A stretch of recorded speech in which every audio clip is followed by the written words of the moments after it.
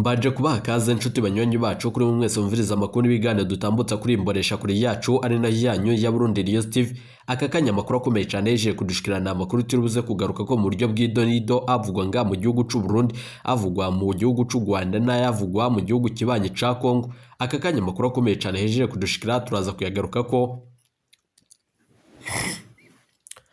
ndasubiye kubaha mwiriwe canke mwaramutse bivanye naho mereriye kuri mwese mumviriza amakuru n'ibiganiro dutambutsa kuri imboresha kuri yacu ari nayo yanyu ya Burundi TV. Iryavuze rihejeje gutanga mu gihugu cy'u Burundi, iryavuzwe mu minsi itari mike mu nyuma z'uko abantuzi bahanurira igihugu cy'u Burundi bama bavuga yuko ibiriko birakogwa na Perezida Evariste Ndayishimiye nabo bafashanya mu gutwara CNDD-FDD vyose bitari bikwiye. Amakuru akomeye cyane yeje kudushikira turaza kuyagaruka ko mu buryo bw'idonido ku mupaka n'ibindi bitandukanye. Evariste Ndayishimiye umwe mu bahinga mu vyerekeranye na politique General Major yafata ingingo ikomeye cyane yo kwagiriza igihugu cy'u Rwanda kuba cyo bagikorana n'umuhari w'inyeshamba Intambara ivyo ico gihugu cy'u Rwanda cahakanye. Umushikiranganje Martin Niteretse w'intwaro yo hagati umutekano n'iterambere rusange, amakuru akomeye cyane hejeje kudushikira nawe nyene yagireje umushinga amateka arongoye umugambwe wa mbere utavuga rumwe n'ubutegetsi ari we nyene wa CNL kuba nanone yo bakorana n'imigwi y'inyeshamba. Ivyo vyabaye guturuka ku genekerezo ry'icumi nzero umwaka wa 2024. Amakuru akomeye cyane hejeje kudushikira nuko abarundi batari bakeyi baciye basaba umushikiranganje Martin Niteretse gusaba ikigongwe ku majambo yashikiriza ku mukuru w'igihugu kibanye cy'u Rwanda ubwo yavuze yuko yasanze Perezida Paul Kagame atari umubanyi mwiza. Ivyo vyose ni vyateye agashavu abatari bakeyi, mugabo ibi biriko birabanga mu gihugu cy'u Burundi biteye ubwoba. Woba uzi ibogozwa rya Pascal Nyabenda mu mabanga yarajejwe nayo se umugambwe CNL woba ugiye kuronswa ikibanza CNDD-FDD yo bigiye gusambuka canke yoba igiye kubandanya nkuko yabishikiriza ku imyaka amajana 4 ko yashikiriza yuko ariyo nyene izomara ku butegetsi. Colonel Senateur Reverien Ndikuriye ari hehe mu gihe Perezida Evariste Ndayishimiye wewe atari mu gihugu cy'u Burundi? Colonel Senateur Reverien Ndikuriyo arongoye umugambwe CNDD-FDD yoba ari he, yoba yicaye mu kihe kibanza? Aka kanya turonse amakuru mwanyegejwe, mbahaye kaze. Eka rero nsubire ndaguhe kaze nshuti munywanyi wacu kuri yumviriza amakuru yacu herereye irya nino ku migane y'amakungu ya kure, abatwumviriza muherereye irya nino mu karere k'ibiyaga binini. Eka ndaguhe kaze nshuti munywanyi wacu kuri yumviriza amakuru yacu herereye nga mu gihugu cacu cy'u Burundi mu makomine agiye atandukanye mu bisata bitandukanye vy'igihugu. Mwese muhaye kaze muri aya makuru akomeye cyane twabateguriye.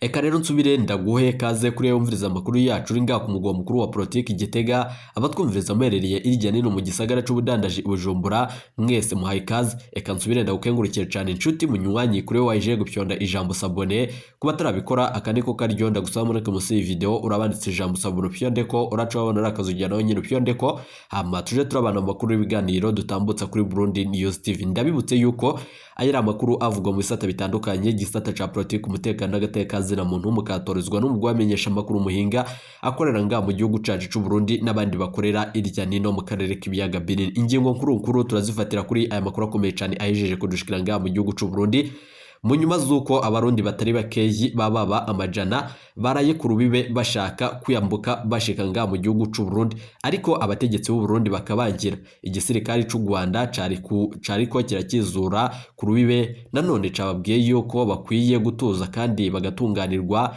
na cane aho mu gihugu cy'u Rwanda, na cane ko umutekano wabo umeze neza. Amakuru akomeye cyane mugabo ivyadushikiye birateye ubwoba. Twagerageje kurondera umwe ku telefoni ngendanwa waduhaye amakuru kubijanye n'ibiriko birabera ku mupaka. Martin Niteretse niwe yafashe ingingo ikomeye cyane atangaza yuko urubibe hagati y'igihugu cy'u Rwanda n'igihugu cy'u Burundi yugawe. Amakuru akomeye cyane, imbibe zo hasi zose zarugawe hagati y'igihugu cy'u Rwanda n'igihugu cy'u Burundi. Mbibutse yuko abategetsi b'u Rwanda batigera bugara urubibe rubahuza n'igihugu cy'u Burundi, ariko Martin Niteretse niwe nyene yasohoye itangazo rikomeye cyane. Ni mu nyuma z'uko yaciye ashikiriza amajambo atuka umukuru w'igihugu cy'u Rwanda, ayo majambo ataranezereje amashirahamwe yigenga canke aya leta. Mbibutse yuko abategetsi bo nga mu gihugu cy'u Burundi bafata ingingo ikomeye cyane yo kuvuga yuko Martin Niteretse ategerezwa vyihuse gutanga imihoho kandi agafuta iyo ngingo ikomeye cyane yo kugara imbibi. Kuva intambara yo bandanya gututumba hafi na cane mu bihugu vya Afrika y'ubuseruko, vyarabonetse yuko ibihugu vyombi vyaragiye bitegura intambara na cane cane mu kwitegurira iyo umwasi yoca aturuka. Ku ruhande rw'u Burundi turahejeje kwitegura intambara, nayo mu gihugu c'u Rwanda bo babihejeje kera cane. Amakuru dufise ateye ubwoba. Ku mupaka nanone biravugwa yuko ibiriko birahakorerwa ari ibintu biteye ubwoba. Birababaje cyane kubona igihugu cokanka kwakira abanyagihugu baturutse mu gihugu kindi. Mu nyuma z'uko ibindi bihugu iyo bibonye ko hari ikintu kitameze neza baraharanira agateka k'abanyagihugu babo ku neza y'abanyagihugu. Ariko igihugu cacu Burundi wagira ngo turafise umudayimoni nk'uko Perezida Evariste Ndayishimiye yaheruka kubivuga. Munyemerere tuza kubigaruka ko makuru akomeye cyane yeje kudushikira. Pascal Nyabenda n'urongoye umugambwe wa mbere utavuga rumwe n'uri ku butegetsi agatorwaso bajeje gusaba umushikiranganje Martin Niteretse gufota ingingo ikomeye cyane mu nyuma agaca atanga imiho. Ese Martin Niteretse yo bagiye kwemerera abanyagihugu yuko afuse ingingo ikomeye cyane. Mbibutse yuko nubwo biri uko inama nshinga amateka na nkenguza amateka itegerezwa kugira ico yokora kubijanye n'itegeko rya Perezida Evariste Ndayishimiye n'ibindi biriko birakorerwa nga mu gihugu c'u Burundi. Dufatiye ku majambo akomeye cyane ya Martin Niteretse yagiriza igihugu c'u Rwanda kuba umubanyi mubi, biraboneka yuko harimwo ikintu gikomeye cyane gishobora gututumba kandi kikavyara akarambaraye nga mu gihugu c'u Burundi. Mugabo ibi vyabaye ubwo nanone leta y'u Burundi yagirije igihugu c'u Rwanda kuba co bagifashanye n'umuhari w'inyeshamba Red Tabara. Mu nyuma z'uko ico gihugu c'u Rwanda coco catangaje yuko ataruhara na ruto y'igifise mu bijanye no guterera umuhari Red Tabara. Mbibutse yuko abategetsi ba Red Tabara nibo twagiranye ikiyago kuri Burundi News TV biyemereye yuko ataruhara na rutoyi baba bagirana n'igihugu c'u Rwanda. Amakuru akomeye cyane hejeje kudushikira. Ese Perezida Nyenicubahiro General Major Evariste Ndayishimiye arashobora kureka ibikorwa bitandukanye biriko birabandanya bidukwegera akarambaraye? Abanyagihugu babona yuko ingingo yo kugara imbibe hagati y'igihugu c'u Rwanda n'igihugu c'u Burundi itari ikwiye. Basaba Perezida Evariste Ndayishimiye na Martin Niteretse gufota ingingo. Amashiramwe atandukanye imigambwe ya mbere itavuga rumwe ni uri ku butegetsi imenyesha yuko iyi ngingo itegerezwa gufotwa vyihuse. Amashiramwe yigenga muri Afrika y'ubuseruko biraboneka yuko babangamiwe n'iyi ngendo. Kuko amasoko yacu avyemeza mu ngoro y'umugambwe bamenyesha yuko nabo nyene batanezerewe n'iyi ngingo. Mu nyuma z'uko Colonel Senateri Reveria Rundi kuri yo yabonetse avuguruza amajambo yari yavuzwe na Perezida Evariste Ndayishimiye, ariko ntawomenya iyo vyahereye. Ibiriko biraba nga mu gihugu c'u Burundi biriko biragirwa n'abasendedefdd, aho biboneka yuko uwuriko nanone aravuga ukuri kandi agashikiriza uko avyiyumvira uwo wese ariko arafatwa nk'umwanzi. Mbibutse yuko abanyarwanda batari bakeyi twabapfungiye nga mu gihugu c'u Burundi. Hanga mu Cibitoke biravugwa yuko abanyarwanda batari bakeyi bahapfungiwe. Abababa 50 barapfunzwe, abandi bamwe bateshwe izabo. Amakuru akomeye cyane nk'uko igihugu kibanye c'u Rwanda caheruka kubishikiriza. Umuvugizi wungirije RM Kurarinde yaheruka gushikiriza yuko biteguriye kuja mu biganiro, nubwo nanone Perezida Evariste Ndayishimiye yoba yisubiyeko ku ngingo. Biraboneka yuko umubano hagati y'igihugu c'u Burundi n'igihugu c'u Rwanda vyabandanije bitosekara. Ese koko amatati ari hagati y'igihugu c'u Rwanda n'igihugu c'u Burundi yoba ashumikiye kuki? Reka tuyatangurire ku njyane ziri hagati y'ibi bihugu vyombi. Mu nyuma z'uko Perezida Evariste Ndayishimiye yagirije igihugu c'u Rwanda kuba nanone kuco bagifashanye n'umwari w'inyeshamba Red Tabara kugaba ibitero n'igitero cahitanye abatari bakeyi bashika 20. Nubwo abatari bake bemeje yuko ico gitero cahitanye abantu batari munsi ya 20, ariko nanone ngo citagabwe na Red Tabara. Red Tabara yoyo yemeye yuko ico gitero cagabwe nayo, ariko nanone yemeza yuko itigera yibonekeza mu gikorwa co kwica abanyagihugu. None ninde yoba yarishe abanyagihugu? Mugabo ibintu vyakorewe nga mu gihugu c'u Burundi birimwo igipfungu cici cyane. Intwari ya Perezida Evariste Ndayishimiye iriko irabonekamwo ibikorwa bitandukanye, yamara vyari bikwiye gukorwa mu muco kandi hagatangwa umuco abanyagihugu bakamenya ibiriko biraja mbere. Mu nyuma z'ivyo vyose Perezida Evariste Ndayishimiye ubwo nyene yari nanone mu cankuzo yashikirije amajambo akomeye cyane ku gihugu c'u Rwanda, yagiriza ico gihugu c'u Rwanda guha indaro imfashanyo itandukanye n'ibindi bitandukanye nk'ibipfungurwa. Perezida Evariste Ndayishimiye mu nyuma ijambo risoza umwaka yamenyesheje yuko u Rwanda rwoba rugiye guheba isambaza, indagara n'ibindi bitandukanye, imikeke n'ibindi bitandukanye vyama biboneka. Amakuru akomeye cyane hejeje kudushikira ninde yoba agiye guhomba hagati y'u Rwanda n'igihugu c'u Burundi. Mugabo ibi vyabaye mu nyuma z'uko Perezida Evariste Ndayishimiye yagiranye ibiganiro na mugenzi we wa Perezida Felix Antoine Tshisekedi. Amakuru akomeye cyane duhejeje kuronka aremeza yuko ibi vyose bibaye mu nyuma y'ingingo ikomeye cyane nyine icubahiro General Major Evariste Ndayishimiye yafata yo kurungika abasirikari bacu muri Repubulika Iharanira Intwaro Rusange ya Kongo, aho gushika ubu ngubu bagaragaza umubabaro kandi bakamenyesha yuko bariko barahura n'ibibazo bitoroshe muri ico gihugu ca Kongo. Igisirikari ca Kongo ntigiya iteka abasirikari bacu baguye ku rugamba, niko abasirikari bacu bamwe bamwe twaganiriye batumenyesha. Bamenyesha yuko abajenerali babarongoye baciye bafata ingingo ikomeye cyane yo kubambura amatelefoni ngendanwa, aho gushika ubu ngubu atamusirikari ari kuri we gutunga itelefone, akireka abarongoye n'abatwara amabatayo atandukanye.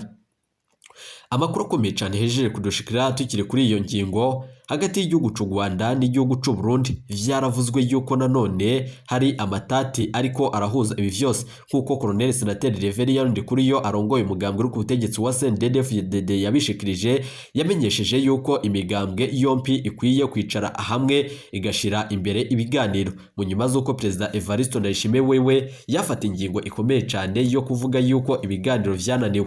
Nubwo biruko abatari bake baragerageza gushira hagati yuko nanone igihugu cy'u Rwanda n'igihugu cy'u Burundi babandanya ibiganiro aho gutangura intambara. Biraboneka yuko ibihugu vyompi bifise inguvu zikomeye cyane, aho umwanya ku mwanya bishobora gutana mu mitwe. Ariko nubwo biruko ikibabaje cyane kurusha ivyose nuko abanyagihugu turiko turaharenganira, niko bishikirizwa n'abanyagihugu bari kumbibe mu nyuma z'uko babona yuko kwambukiranya bava mu gihugu cy'u Burundi bashika mu gihugu cy'u Rwanda bigoranye. Ni mu nyuma z'uko ubutegetsi bw'u Rwanda nabwo nyene bwace bwagereza igihugu cy'u Burundi kuba none hari abarenga 600 batashikirijwe ubutungane mu Rwanda. Abo ntabagize uruhara rukomeye cyane mu ihonyabwoko mu mwaka w'1994, ubwo nanone ivyariko birakorerwa mu Rwanda vyariko birakogwa harimwo nanone abari bagize igihugu cy'u Burundi. Birateye ubwoba kandi ibiriko biraba. Colonel Senateri Reverien Ndikuriyo niwe yivugiye ngo igihugu kidakubita imbwa corera imisega. Colonel Senateri Reverien Ndikuriyo yamenyesheje kandi mu guca amarenga yagirije Perezida Evariste Ndayishimiye gufata ingingo ahubutse atabanje kugisha abajenama biwe inama. Amakuru akomeye cyane nkuko Colonel Senateri Reverien Ndikuriyo yabishikirije, ariko nanone bikabonekamwo yuko nawe nyene yoba ariko arabandanya avuga ariko gushira mu ngiro ntibikunde. Biraboneka yuko Colonel Senateri Reverien Ndikuriyo ari mu nzira yo kwiyegereza abanyagihugu, ariko nanone akaboneka mu bikorwa bitandukanye bihabanye n'amajambo yoba yashikirije. Kwagereza umugambwe CNL kuba nanone uriko urafashanya n'imigwi y'inyeshamba, kwagereza na cane umugambwe wa CNL kuba woba uriko nanone uvuga yuko CNDD-FDD bangamira iyindi migambwe itandukanye nga mu gihugu cy'u Burundi, ugutegura kugandagura agatorwasa, ugutegura kugandagura utavuga rumwe n'umugambwe uri ku butegetsi wa CNDD-FDD. Colonel Senateri Reverien Ndikuriyo mwese murazi ivyo yakoreye uwo bita kaburimbo. Amakuru akomeye cyane hejeje kudushikira ugushirira ko amafaranga atari make kugira ngo bagandagure hamba bamushikirize ikiziga ciwe. Dufatiye ku makuru akomeye cyane ava mu mugambwe CNDD-FDD, biraboneka yuko ibiriko birahakorerwa vyo bihabanye n'ibiriko birakorerwa mu biro vy'umukuru w'igihugu. Bimenyeshwa yuko Perezida Evariste Ndayishimiye ategerezwa gutanga imihoho vyihuse mu nyuma z'uko ategerezwa gukurikiranwa n'uyu Martin Niteretse, umushikiranganje w'intwaro yo hagati.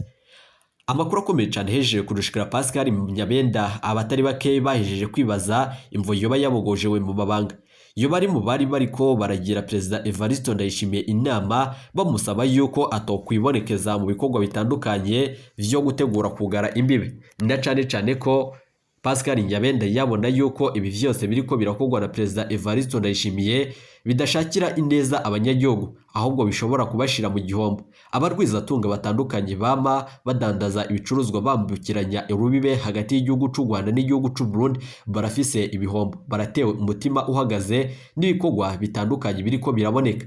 Abarundi batari bake baraye amajoro ku rubibe, aho bari bategerejwe ko bugururirwa bakishikira nga mu gihugu cy'u Burundi abari bafise amikoro, ariko nanone basubiye mu zabo. Abantu nikora baraye ku rubibe aho bari bacungiriwe umutekano n'abasirikare bo mu gihugu cy'u Rwanda. Amakuru akomeye cyane hejeje kudushikira arateye ubwoba. Martin Niteretse yasabwe n'imigambwe itari mikeya mu gihugu cy'u Burundi kuja gusaba ikigongwe. Ni mu nyuma z'uko Martin Niteretse ategetswe kuba nanone yo kugurura urubibe hagati y'igihugu cy'u Rwanda, mu nyuma akaca atanga imiho. Ivyo bikaba vyashikirijwe n'abatari bake. Umugambwe PAM Burundi buhire washikirije yuko utegerezwa gusaba Martin Niteretse kwivuguruza ku majambo yashikirije n'amajambo yashikirije ku mukuru w'igihugu cy'u Rwanda. Ibijanye no gukwega urwango hagati y'ababanyi birateye ubwoba. Perezida Evariste Ndayishimiye, Martin Niteretse urongoye umugambwe uri ku butegetsi CNDD-FDD n'abandi bategetsi batari bake babonetse mu majambo akomeye cyane ashobora gutuma abanyagihugu bo mu bihugu vyompi baboneka mu bikorwa bitandukanye vyo kwibonekeza mu rwango. Yamara abanyagihugu bobo barafise na cane umutima uhagaze kubijanye n'ivyo bariko barahamagarirwa n'abategetsi bakomakomeye nga mu gihugu cy'u Burundi. Biruko mu nyuma z'uko igihugu cy'u Burundi kiteguriye intambara, nayo RDF yoyo yatangaje yuko yajeje kuyitegura cyane.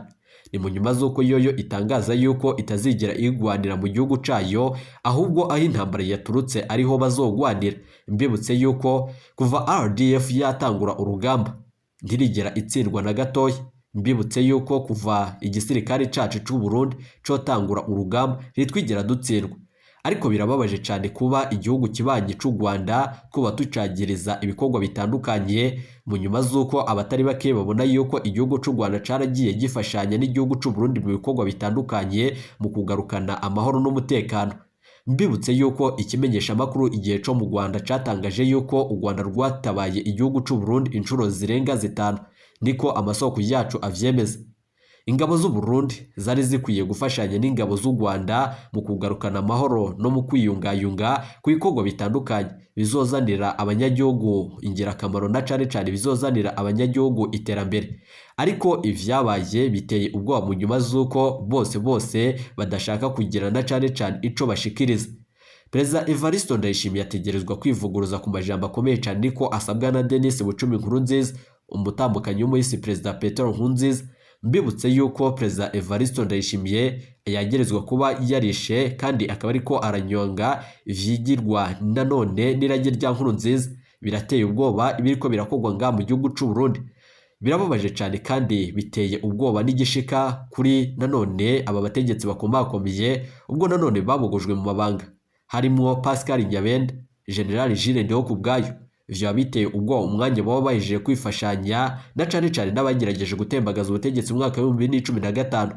Ariko nyuma y'ivyo Pascal Nyabende bibutse yuko nawe nyene yahemukiye abagerageje gutembagaza ubutegetsi mu mwaka wa 2015, agatorwa so niwe nyene ategerezwa kuja ku butegetsi nga mu gihugu cy'u Burundi. Niko bibonwa n'aba CNL abo bamenyesha yuko igihugu cy'u Burundi casambutse aho CNDD-FDD iriko yihagira ibiringo bitandukanye. Evariste Ndayishimiye ntari nga mu gihugu cy'u Burundi. Colonel Senateri Reverien Ndikuriyo yobaherereye. Amakuru akomeye cyane dufise ni amakuru turibuze kugaruka ko mu biganiro n'amakuru twabateguriye. Ntimuje kure, ibiganiro vyacu nakagaruka turaza kugaruka dutanga umuco.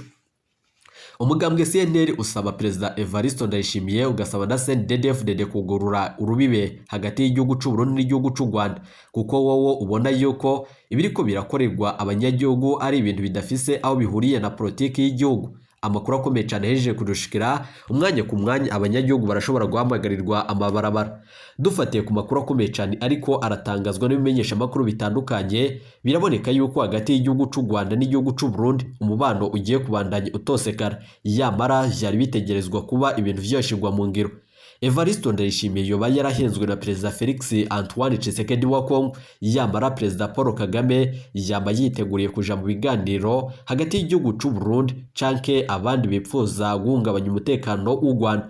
Mbibutse yuko ari inama itegekanijwe ku igerekerezo rya 3. Ni mu nyuma z'uko ari mu kwezi kwa kabiri. Iyo nama ikazaba irongowe na cane na Perezida Evariste Ndayishimiye.